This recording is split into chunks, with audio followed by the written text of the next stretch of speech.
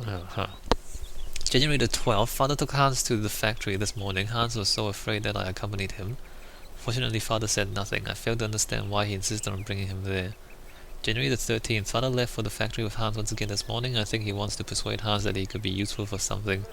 It's his way of resisting fate. February the 17th, for a month now, every morning Hans has gone to work with father at the factory. I'm not exactly sure what he does there, but he seems to enjoy it. I feel my father's behavior, or my brother's behavior has changed considerably. He's much less capricious. 14th, I could cry. Hans has made a present, a small robot mammoth with a trunk that rises and falls. When father saw it, he nodded his head in satisfaction. Okay. May 20th, both Gertrude and father now have their own robot mammoths. Theirs are even more intricate and finely tuned. Little brother is not such a retard after all. October 15th, Hans mammoths now walk, raise their trunks, and wag their tails. It's incredible. Alright, so Hans is the one who's making all these amazing toys. December 22nd, I met the head of the factory workshop, Mr. Grips, this morning. He says that for a young lad of 12, Hans is very gifted. He's ashamed he only makes elephants. February the 11th, father and Hans were locked in a long discussion yesterday, or I should say Hans was locked in one of father's long monologues, as it is inconceivable that Hans should go to school like other children. Father wants to take him on as worker at the factory. However, Hans will have stopped making his own little devices. Hans' silence, his half-gaping mouth and staring eyes finally sent father off in a rage. February 12th, I tried to broach the subject with Hans and suggested he should obey father. Learning a craft at the factory is his one chance to do something constructive with his life. He is so gifted and takes so much pleasure in making automatons. He did look like he wasn't listening to me, but I know he'll think about what I said. February 20th, it's not that Hans cannot speak, it's rather he doesn't want to speak. He uses the least possible words for communication, except with me, but he's still very economical with words. May 15th, incredible. Hans was not just satisfied with learning how the assembly line works, instead he has completely redesigned it. Father and Monsieur Grips are taking a serious look at his plans. July 10th, father has wanted to talk to me about my future since I passed my exams. He wants to send me to university because he says my intelligence is astounding. My heart was beating so loud. It is true I do love studying, but I couldn't bear to be away from Hans. September 2nd, what a ghastly summer. I have been permanently torn between my desire to go to university and my refusal to leave my brother. I talked about it with Hans, but he said nothing. That same evening I found my own little mammoth broken. October 9th, Hans has another fit of hysterics at dinner again. Father announced that Hans' new assembly line would soon be finished. However, they have removed the automaton parrots that shout orders, as they were deemed superfluous. Hans is livid. He hurled his soup dish to the ground and stomped off to his bedroom. What will happen between the both of them when I'm not here? Automaton parrots that shout orders. What? October 17th, despite my scruples, I'm finally leaving. Hans has not talked to me for a week. Father would not understand if I told him why I wanted to stay. My heart is so heavy. Christmas. It is so strange to be home. I had never left home for such a long time before. Once we were alone, Hans did not stop talking. Words just leapt from his mouth. How he laughed at his excitement. He presented me with a delightful little ballerina to replace the mammoth. He told me. I was so touched that I started crying. Distance has done nothing to harm the strong bond between us. This thing is so long. September 10th, it is strange to pick up this diary once more. At first my impulse was to tear it up, but I resisted and instead succumbed to my second desire, which was to write for a while. I am alone in my attic once more. I have been home for 2 months now, and after a summer spent living with the intense joy of being reunited with my brother, Hans has returned to the factory. Father has aged so, and Gertrude's arthritis causes her terrible pain. September 13th. All in all, these last 4 years have been kind to father and Hans. The relationship is less intense. They still do not exchange much conversation, but now they have a thing in common, the factory. I'm even beginning to feel a little bit jealous, silly really. September 17th, Hans hasn't changed. To help Gertrude, he has designed a totally automated kitchen, and Gertrude can't stop moaning at the wooden puppets. How I adore them. October 9th, I went to go and see father and Hans at work. I hadn't been to the factory for ages. It's strange to see how much has changed. I was very curious to see them set about their tasks. I like father's new office very much. Hans is a small workshop on the first floor, crammed with odds and ends, unfinished robots and designs, exactly as I imagined it in fact. The factory is working very well. Orders for the toys keep coming in, spurred on by the run-up to Christmas. When I was at university and I said my name was Vorarlberg, people would ask me if I had any relation to the Velodline factory. Now I know the effect that Hans' genius had had on the factory's renown. November 2nd, to make myself useful, I started helping father set his papers in order. The most extraordinary thing of all is that for the first time ever, I have the impression that the three of us form a real family.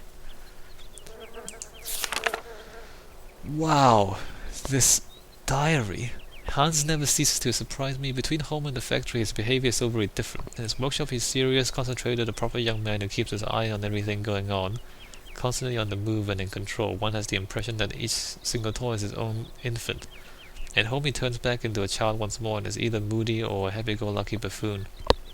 Christmas, the most wonderful Christmas of my whole life. Hans and I could not stop giggling like children beneath father's disapproving glare.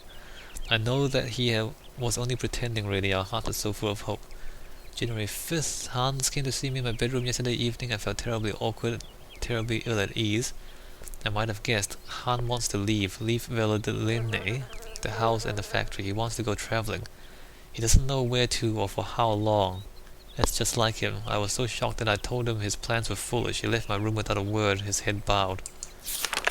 January 7th, I thought that he wanted to leave because of father. Not at all, it's because of the mammoths. He wants to go tracking mammoths. I thought he had gotten over his obsession. I knew my brother only too well. I wouldn't dream of telling him his quest is useless. It isn't worth it. He would not listen to reason. January 10th, I was so foolish the other evening. I returned to talk to Hans and ask him gently if he was sure of his decision. I already know the reply is going to be, nothing will make him change his mind. Despite my profound sadness and despair, I must help Hans fulfill the destiny he has chosen and announce the news to father. I fear the worst. January 24th, the worst was worse than my fears. Father's anger was terrifying. He shut Hans away in his workshop at the factory and has forbidden all visits except from Gertrude, who feeds him. February 1st, father has decided that Hans should remain locked up for as long as it takes him to abandon his infantile decision. Gertrude tells me that Hans is very despondent, yet highly resolute. The worry is driving me mad. What's going on? February the 6th, as soon as Gertrude returns from the factory, I hasten to get news of my little brother. He doesn't say anything, he just fiddles with bits and pieces. She replies every day with a sigh. I have tried desperately to reason with father, but I know I'm just wasting my breath. February 9th, Hans is 18 years old today and is all on his own for his birthday. February 20th, in secret, Gertrude delivered to me a small robot from Hans. It is a robot of us as children. It works with a small cylinder punched with tiny holes. I quivered with emotion as I turned the key. The message gave me was simple. He was telling me he loves me very much. Gertrude gave me a different tiny cylinder for today's toy. Hans is truly incredible. He has found a means of communicating between us and us alone in total secret. My days are spent eagerly waiting for Hans' messages. He has now resolved to run away. He is preparing his escape, unlike if it was a game. Gertrude has returned and she is beside herself. Hans has disappeared. Father has not even deigned to return to the workshop where he locked up his son, nor find out how he managed to escape. He just gave me a black look as if he knew we were up to something behind his back. March 7th. It is beginning to dawn on me that Hans is gone. I miss him so much. Lord, please protect my little brother and watch over him for me. March 11th. With Hans gone, father now locks himself away night and day at the factory. The house is so gloomy now. March 12th, this morning I caught father in the drawing room installing a coffin on the threshold. The sight of it made my blood freeze. What on earth is he up to? My questions met only with stony silence and a permanent black countenance. March 13th, behind closed curtains, the drawing room with the coffin surrounded by huge candles has become a veritable funeral chamber. March 14th is ghastly. I have just understood what father is up to. This morning the priest came to pray before the coffin and I finally caught on. Father is in mourning for the death of Hans. Father made the priest believe that his son was dead. How could he do such a thing?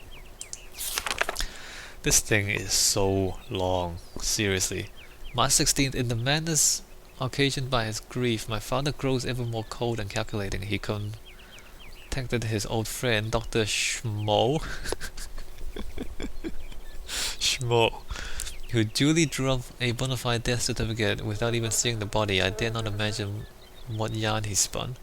March 17th, Hans' funeral will be officially held next Sunday. Father strictly forbade me to attend. This sort of masquerade makes me feel ill, but I cannot denounce the subterfuge, or else I will display my father's mental instability to the world. The shame would kill him, that much is certain. March 23rd, 25th, 23th. I have to get away, far, far away. April, no, I would not leave. I have thought long and hard. My life is here next to my father. He needs me too much now. The factory needs me because father is incapable of running it now. Besides, I can only find peace of mind among Hans' robots, and now I know when he has sent me new ones. How should I know when he has sent me new ones if I'm not at home to receive them? No, I should not leave. My destiny is to remain here and keep watch. Wow, that was long. Okay, but how do I finish Oscar? Alright, so that was a massive journal. What's on this side? Clock thing? What is... I can still walk further that way. That clock doesn't do anything. There's nothing in the ceiling. Why? There's literally 4 screens just in the attic.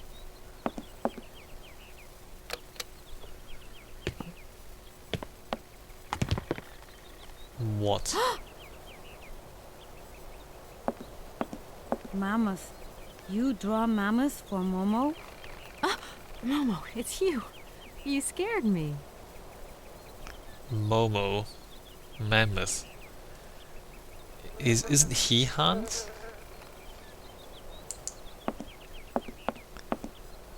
He's What Hans. are you doing in here? Momo want mammoth picture, like Hans' picture. Sorry, I haven't got a picture of a mammoth with me. Take paper and pencil and draw mammoth for Momo. You don't give up easily, do you?